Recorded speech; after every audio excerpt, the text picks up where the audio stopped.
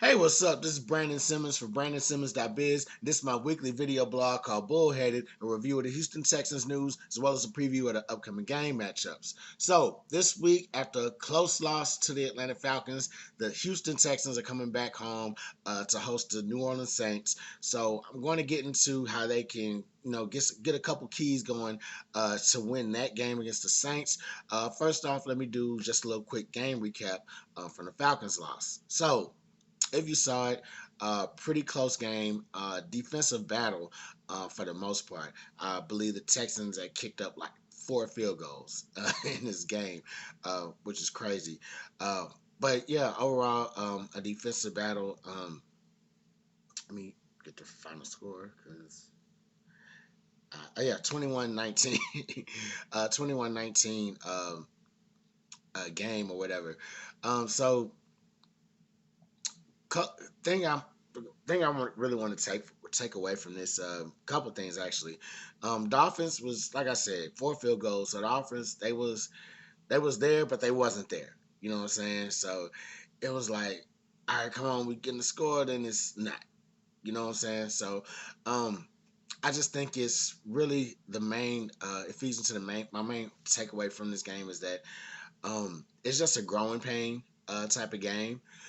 You know what I'm saying? Like we're still in the middle of this rebuilding process, and so I know a lot of people, every football fan feels like, there shouldn't be no moral victories, blah blah blah. But I mean, Texans got to take this as a moral victory more than anything. It was a loss that you know what I'm saying. A loss is a loss, yeah, but they got to look at the bigger picture for this. It was a close game that we almost won within the last 2 minutes. However, that just did not happen. So pretty much, excuse me, allergies still creeping up on me. So pretty much, they have to learn like what they need to do as far as like winning games such as this. And what I mean by that is like if you look at this team, this roster, it's pretty much built up to be potentially an explosive offense. Stroud has already proven himself to be a solid quarterback for right now and going forward in the near future. Nico Collins, he's proven he's trying to come up and really be like a number one receiving threat, as well as Tank Dell. So I think for the most part, this team is like, they're trying to figure everything out and bring it all together. And so when they do that, then you'll probably see games where they're actually winning defensive battles such as this, what I'm saying, actually putting more touchdowns on the board and staying away from field goals. So that's a growing pain that they'll have to learn. And so that time will come sooner rather than later. With that being said, jumping right into the injury report. And this injury report, it looks as clean as it's ever been uh, for like the longest time, uh, since the season started. So right now, 3 players are listed as questionable for this Sunday. The main one, Tank Dell, wide receiver Tank Dell, he suffered a concussion in Sunday's loss against the Falcons. Um, I think he's still in concussion protocol, but he's listed as questionable for Sunday's game. Could be a game time decision, if anything. Same with Robert Woods. Robert Woods has a rib injury. He's listed as questionable. Christian Harris, he was in concussion protocol the game before, and so I'm not sure if he's still in or if they're just really just listing his injury as something that's he's still not really out of. This week is yeah. So Friday was his first time being listed as a full participant in practice. The previous 2 practices, he was listed as a limited participant. So he's trending in a good sign as far as like coming back.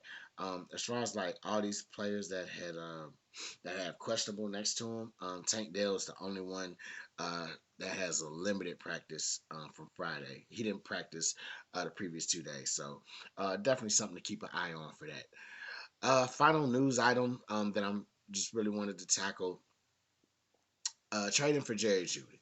So yeah. So last few days, and trade deadline. It's coming up on Halloween on October 31st. So last few days, trade rumors have been rampant for like pretty much a few uh, pretty much a few teams since the deadline's coming up pretty soon. Um, Within the last 24 hours, I would say Jerry Judy has been he's been a real popular name, so to speak. Um, a lot of teams have, what I'm saying, been apparently have been inquiring about him, and that's really due to the nature of the Broncos right now. Obviously, they're having a tough season this year. Things have not worked out for them last season and a half, counting this season. So it looks like they're doing a little fire sale type things. They've already released two of their defensive players, Randy Gregory and Frank Clark. So it looks like they kind of looks like they kind of tank for, I don't know, maybe Caleb Williams, maybe Drake May, depending on where they land in the draft. So I mean that's crazy to say considering Russell Wilson is over there with Sean Payton, but it is what it is. So but yeah, definitely. Jerry Judy's name has been coming up a lot in trade rumors, and so when I first seen somebody post that, should the Texans trade for Jerry Judy, at first I thought to myself like, I don't know, but then I was like, even a few seconds later, I was shocked that it was so quick that I just switched it to they should trade for Jerry Judy. It would be worth it. And the reason I was hesitant at first because I feel like if this came around earlier in the season or like around preseason time when preseason was just closing, I probably would have been like, no, we should not, trade for Jerry Judy. And the simplest reason for that is, we need to see if this offense is going to work. You know what I'm saying? We just got the guy that's going to be our quarterback. We don't know what's going to happen with these receivers, with, Nico and Tank. You know what I'm saying? How are they going to pan out? They've been good in the preseason, but how are they going to fare in the regular season? And, after seeing the Baltimore game, I still probably would have been like off of it like that. You know what I'm saying? So now that things have like really progressed well for CJ Stroud, um, I think that yeah, let's go. Let's see if we can lock him in. Either for this year and what I'm saying, just have him stick around for next year. He's still relatively young. I don't think he signed a new deal yet. Um, so what I'm saying, that will be coming up. But I think it wouldn't be a bad idea to like kind of lock him in for right now and see if he like makes this if he brings any extra value to this team, like lifts lifts us up competitively. Ugh, I hate syllables on a Friday night. Anyway, so yeah, if he can bring us up in a competitive nature, I think it would probably be worth it. Now, back to my hesitation, because with trades like these, no matter who started the trade, usually, well, as of late, the team will be like, "Oh yeah, we're getting rid of such and such. We don't need him no more. We don't want him no more. He's not worth anything." However, if you could please send us 7 first-round picks, your mama's social security number, the deed to, to your baby mama's house, all types of stuff like that, man. That's how crazy the trades have been. You know what I'm saying? So yeah, even though teams will be like, we don't want to have anything to do with this player no more. Please compensate us. Like we like you're not just gonna steal them from us, even though we're giving them away. It, it make it makes no sense, but it makes sense.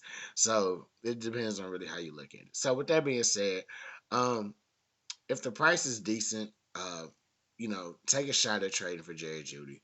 Um, I think it will help this team more often than not. I don't know. I'm not a trade expert. I wouldn't know who you would want to trade, especially with all the pieces that we have and don't have. You know what I'm saying? Like, um, I don't think, I don't, no disrespect, I don't think Robert Woods for Jerry Judy um, would be a good deal. I think they would have to throw in like a couple extra picks and I don't know. It would really depend on what they see in Jerry Judy. If they feel like they can get like some mid round picks, like the third or fourth round, for Judy, okay. But you know what I'm saying? He's still like kind of a he's still kind of a dynamic player. Still young as well, so his potential is like up there. You know what I'm saying? Like he'll be able to make plays for you now and in the future. So, um, yeah, if the price is right, then take a shot at trading for him. If not, don't even worry about it. It's let's get ready for the draft. Yeah. So yeah. Um. All right. So with that being said, let me go ahead and get into this game preview. So Texans are coming back home. They will be facing the New Orleans Saints, who's coming. Saints are coming off a huge beatdown of the New England Patriots. And yeah, surprisingly, Bill Belichick was at the game too. So you know that they're feeling themselves right now. You know what I'm saying? They're really trying to get things popping, get back on track. That's currently 3-2, sitting third in the NFC South. They feel, which they probably feel like is a very winnable division for them. However, they have to get around the Falcons, and they have to get around uh, the Tampa Bay Buccaneers. So to do that, they got to come to Houston and come see what we got to say about all of that. And so, with that being said, as far as we go, I didn't even check our standings. We probably tied or not tied. Anyway, um, as far as that goes, they got to come see us, and we're trying to get back on track after that game that we just kind of lost away. Um, so Um, just these few things that the Texans really need to do to win this game. So number one, they need to commit to the run game. Run Part of our offense sputtering the other day was we didn't really have no run game. You know what I'm saying? And it's been like that for most of the season. Um, and while we talked a lot about CJ Stroud's progression as far as like how it's being hindered by not having a offensive line to really protect him because everybody's been hurt, we kind of forget that the offensive line, they can't make running lanes. You know what I'm saying? They can't open up the holes and everything for Damian Pierce to run through and make plays. You know what I'm saying? He's obviously not having the season that he had his rookie year, where he almost broke off for 1,000 yards.